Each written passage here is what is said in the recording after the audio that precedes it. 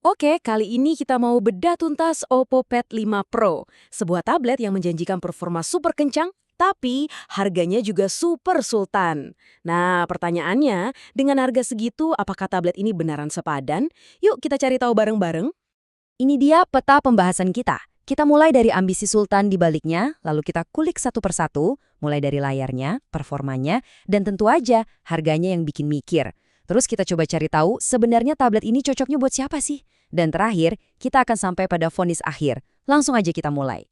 Oke, bagian pertama. Kita coba pahami dulu cerita apa sih yang mau dibangun Oppo dengan tablet ini. Udah jelas, mereka mau bilang kalau ini adalah perangkat yang besar, kencang, dan mahal. Pokoknya kelas atas. Nah, ada satu kalimat yang menurut saya pas banget buat gambarin tablet ini. Napas berat, tablet mewah, bikin bangga sekaligus was-was. Di satu sisi, lihat spesifikasinya bikin kita bilang, wow, keren. Tapi begitu lihat harganya, langsung deh was-was. Kenapa bisa begitu? Ini tuh cerita klasik di dunia teknologi kan? Sebuah produk dipasarkan sebagai perangkat mewah, bisa buat kerja, bisa buat hiburan, pokoknya serba bisa. Tapi seperti yang akan kita lihat, di balik setiap fitur dewa yang ditawarkan, selalu ada kompromi sunyi yang harus kita terima. Oke, kita masuk ke bagian yang paling kelihatan duluan, layarnya. Ukurannya megah 13,2 inci. Tapi seperti judulnya, disinilah kompromi pertama mulai kelihatan. Jujur aja, kalau lihat spesifikasi di atas kertas, layarnya ini kelihatan gila banget. Ukuran super lega, resolusi tajam, refresh rate 144 Hz yang mulus banget, dan tingkat kecerahan sampai 1000 nits, bahkan udah dukung Dolby Vision. Kelihatannya sempurna kan? Tapi, ini dia pertanyaan besarnya. Dengan harga setara flagship, masa sih kita cuma dapat panel LCD? Ini kompromi pertama yang paling krusial. Pesaingnya di harga segini, sebut aja seri Galaxy Tab S dari Samsung, itu udah pakai panel OLED yang kualitasnya jauh lebih superior.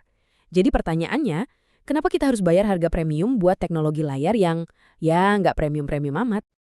Intinya gini, layar LCD-nya Oppo ini emang cerah dan tajam, nggak jelek sama sekali. Tapi, panel OLED itu bisa kasih warna hitam yang benar-benar pekat, yang bikin kontrasnya jauh lebih nendang. Jadi, wow factor-nya itu agak ketahan. Kita bayar mahal, tapi sensasi visual premium yang kita dapatkan rasanya jadi sedikit tanggung. Oke, cukup soal layar. Sekarang kita bedah mesinnya, karena disinilah daya tarik utama dari tablet ini. Siap-siap karena performanya emang ganas. Coba lihat deh angka ini, 4,47 juta. Ini skor Antutunya. Buat kalian yang emang ngejar performa mentah, angka ini jelas bikin ngiler banget. Chipset paling kenceng, RAM dan storage super ngebut. Di atas kertas, performanya kelihatan tanpa kompromi. Tapi ada konsekuensinya. Betul sekali, tenaga sebesar itu pasti menghasilkan panas yang besar juga. Artinya, waktu kalian pakai buat main game berat atau render video yang lama, siap-siap aja bodinya jadi anget. Kalau udah terlalu panas, performanya bisa sedikit menurun. Istilahnya itu thermal throttling, sebuah realita yang seringkali nggak diomongin pas peluncuran produk. Baterainya juga monster, 13.380 mAh, dan ngecasnya pun cepet. Keren. Tapi ingat, daya tahan baterai di dunia nyata itu sangat-sangat bergantung pada seberapa bagus optimasi softwarenya. Nah, ColorOS 16 ini punya resiko tersendiri. Potensi adanya bloatware atau aplikasi bawaan nggak penting yang diam-diam bisa nyedot baterai dan memori. Nah, ini dia puncaknya. Pertanyaan paling penting, dengan segala kemewahan performa tadi, apakah fitur-fitur lainnya sepadan dengan label harga sultannya? Coba perhatikan tabel ini, polanya kelihatan banget. Oppo itu jor-joran di bagian performa, prosesor, layar, speaker, semuanya premium. Tapi coba dilihat kolom sebelahnya, yang kita sebut fitur formalitas. Kameranya, 13 MP dan 8 MP. Aduh, itu spesifikasi standar tablet kelas menengah, bukan perangkat seharga ini. Jelas sekali kamera ini cuma buat ada aja. Harganya sendiri, kalau kita lihat, ini jelas menempatkan Oppo Pad 5 Pro di kategori premium. Di level harga segini, ekspektasi konsumen itu tinggi. Kita mengharapkan inovasi di semua lini, bukan cuma mesinnya doang yang kenceng.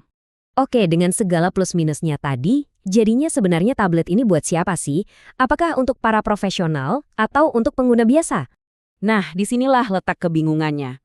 Buat para profesional kreatif kayak desainer grafis, ketiadaan layar OLED itu jadi masalah besar karena akurasi warna jadi nggak maksimal. Terus gimana buat pengguna kasual? Mau dipakai buat nonton atau browsing aja, harganya kemahalan banget. Tenaganya juga jadi mubazir. Jadi tablet ini kayak nanggung, kejebak di tengah-tengah. Baiklah, setelah kita bedah semuanya, dari layar, performa, sampai harganya, sekarang saatnya kita tarik kesimpulan. Apa vonis akhir kita untuk Oppo Pad 5 Pro? Pada akhirnya, nasihat yang paling penting adalah ini. Jangan cuma silau sama angka benchmarking tinggi. Coba tanyakan ke diri sendiri, apa sih kebutuhan nyata Anda dari sebuah tablet? Apakah Anda benar-benar butuh performa sekencang ini? Jadi, kesimpulannya adalah Oppo Pad 5 Pro ini menawarkan performa monster dengan harga premium, tapi di saat yang sama meminta Anda untuk menutup mata pada beberapa hal, layarnya yang bukan OLED, kameranya yang standar, dan potensi panasnya. Ini adalah sebuah pertukaran yang harus Anda pertimbangkan matang-matang. Jadi, pertanyaannya kita kembalikan lagi ke Anda. Setelah tahu semua plus dan minusnya, apakah Anda rela membayar mahal untuk performa puncaknya sambil menerima semua komprominya? Hanya Anda yang bisa memutuskan apakah kemewahan ini sepadan dengan harganya.